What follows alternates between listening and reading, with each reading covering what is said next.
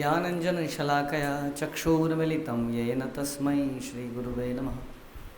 श्रीचैतन्यमनोभीष्टं स्थापितं येन भूतले स्वयं रूपः कदा मह्यं ददाति स्वपदान्तिकं। वन्देऽहं श्रीगुरौ श्रीयुतापदकमलं श्रीगुरून् वैष्णवांश्च श्रीरूपं साग्रजातं सहगण रघुनाथान्वितं तं सजीवं साद्वैतं सावधूतं परिजन सहितं कृष्ण चैतन्यदेवं श्रीराधाकृष्णपादान् सहगण ललिता श्रीविशाखान्वितांश्च। हे कृष्ण करुणा सिंधु दीनबंधु जगत्पते गोपेश गोपिकाकांत राधाकांत नमस्तुते। तप्त कांचन गौरांगी राधे वृंदावनेश्वरी विश्वभानुसुते देवी प्रणमामि हरिप्रिये। वाञ्छाकल्पतरुभ्यश्च कृपा सिन्धुभ्येव च पतितानां पावनेभ्यो वैष्णवेभ्यो नमो नमः। जय श्री कृष्ण चैतन्य प्रभु नित्यानंद श्री अद्वैत गदाधर शिवासादि गौर भक्तवृंद। हरे कृष्णा कृष्ण कृष्णा हरे हरे हरे राम राम राम हरे हरे। नमो विष्णुपादाय कृष्णप्रेष्ठाय भूतले श्रीमते भक्तिवेदांत स्वामिन्निति नामिने। नमस्ते सारस्वते देवे गौरवाणी प्रचारिणे निर्विशेष शून्यवादी पाश्चात्य देश तारिणे।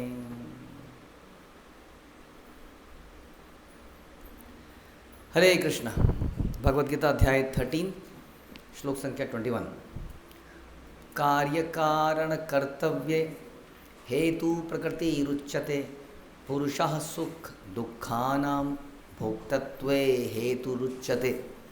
प्रकृति समस्त भौतिक कारणों तथा कार्यों की हेतु कही जा सकती है। भौतिक कारण और भौतिक परिणाम कह रहे हैं, जो भी प्रकृति में कारण है और परिणाम है उसका सोर्स है प्रकृति।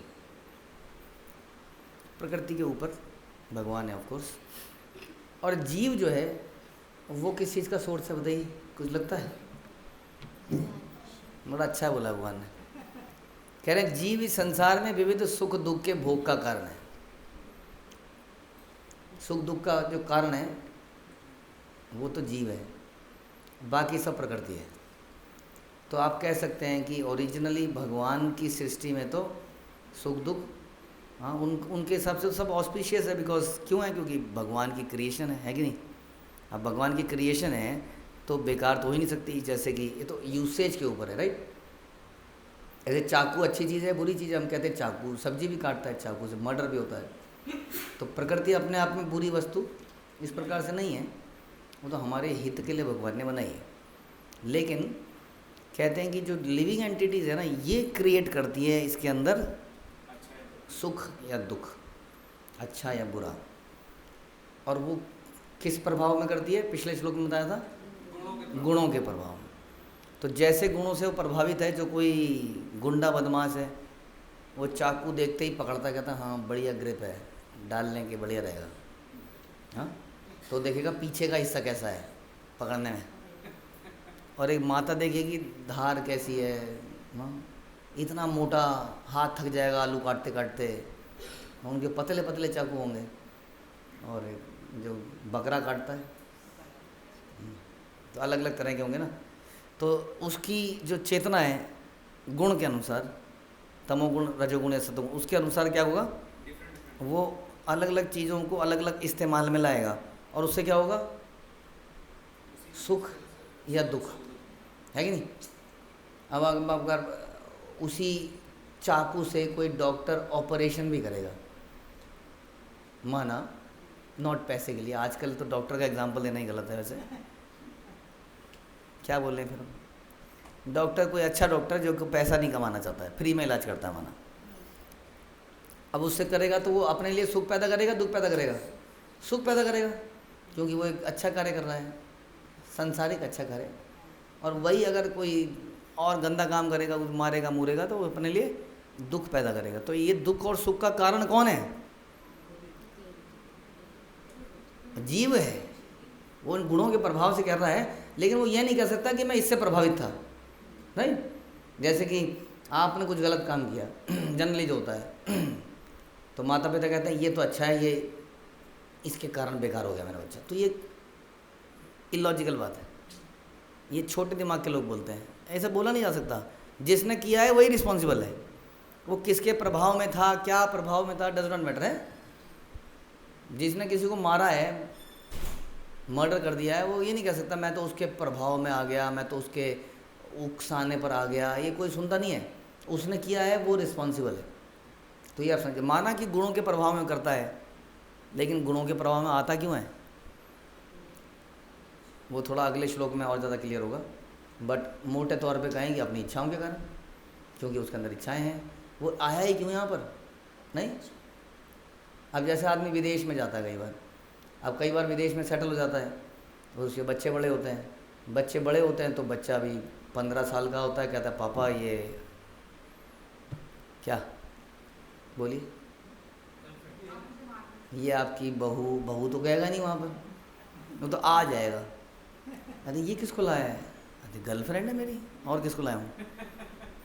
और फिर वो क्या करेगा, वो आदमी क्या बोलेगा उसके बाद, कहेगा ज़माना ख़राब है, समय ख़राब है, ये जगह ख़राब है, इसके प्रभाव में मेरा बच्चा ख़राब हो गया। ख़राब कौन है, आप आए क्यों यहाँ पर, आपको सोच के आना चाहिए था, आप क्यों आए यहाँ पर, क्यों आए, अपनी इच्छाओं की, अनलिमिटेड इच्छाओं की पूर्ति करने के लिए आप आए, वो पूर्ति हो नहीं पाई, आप जा ही नहीं पाए, उसके बाद आपके परिवार पे ये इम्पैक्ट आ गया। अब ना तो आप अमेरिकन रहे ना इंडियन रहे, आप बीच में फंस गए एकदम, इसलिए आप दुखी हो। अब इस दुख का कारण पूछा जाए तो कौन, हम, क्योंकि हम अपने खेतों में ट्रैक्टर, हल या वटेवर अपने यहाँ पर देश में काम करने से संतुष्ट नहीं थे, वहाँ पे हम गटर भी साफ करने को तैयार जाएंगे। तो दिस इज द सिचुएशन। तो कह रहे हैं कि प्रकृति तो भगवान ने बनाई, वास्तव में क्यों बनाई आप जानते हैं, क्यों बनाई प्रकृति भगवान ने, भगवान ने प्रकृति इसलिए बनाई ताकि आपको एक जगह दी। इट्स लाइक अ स्टेडियम, भगवान ने आपके लिए एक स्टेडियम दिया है ताकि आप उसमें प्रैक्टिस कर सकें और फाइनल मैच में उत्तीर्ण हो पाएँ, हाँ, बढ़िया नंबरों से। इसलिए आपको एक स्टेडियम दिया। ये संसार एक स्टेडियम की तरह है जहाँ जीव को प्रैक्टिस करनी है। किस चीज़ की प्रैक्टिस करनी है, कि संसार से निकला कैसे जाए।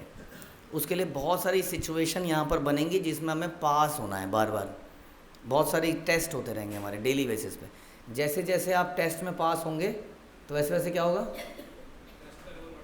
टेस्ट का लेवल बढ़ता जाएगा, नहीं, second, third, fourth, fifth, test का लेवल बढ़ता जाएगा। भयंकर भयंकर टेस्ट आएंगे जितना ऊपर जाएंगे, और सारे टेस्ट पास कर लेंगे तो क्या होगा, गोलोक चले जाएंगे। लेकिन इस स्टेडियम के अंदर, जैसे कि हमारे बच्चे स्कूल, कॉलेज या ब्रह्मचर्य आश्रम के दौरान क्या करते हैं, अधिकतर समय खेल कूद में लगा देते हैं, वैसे हमने भी बहुत सारे खेल बना लिए यहाँ पर। खेल खेल में इतने खेल बना लिए कि खेलों का ओलंपिक होने लगा।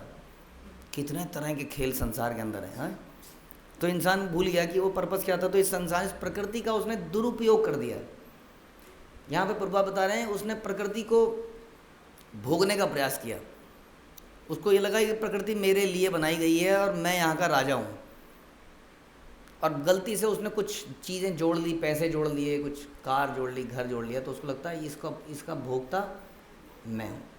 और ये भूल गया कि वास्तव में इसकी जो देन है, इसका जो सोर्स है, वो प्रकृति के पीछे कौन है, कौन है प्रकृति के पीछे, वो प्रकृति के पीछे भगवान है। मैं अध्यक्षेन प्रकृति, I am that controller of the nature, मैं इसका कंट्रोलर हूँ, ऐसा भगवान गीता में कहते हैं। लेकिन हमने सोचा ये प्रकृति अनाथ है।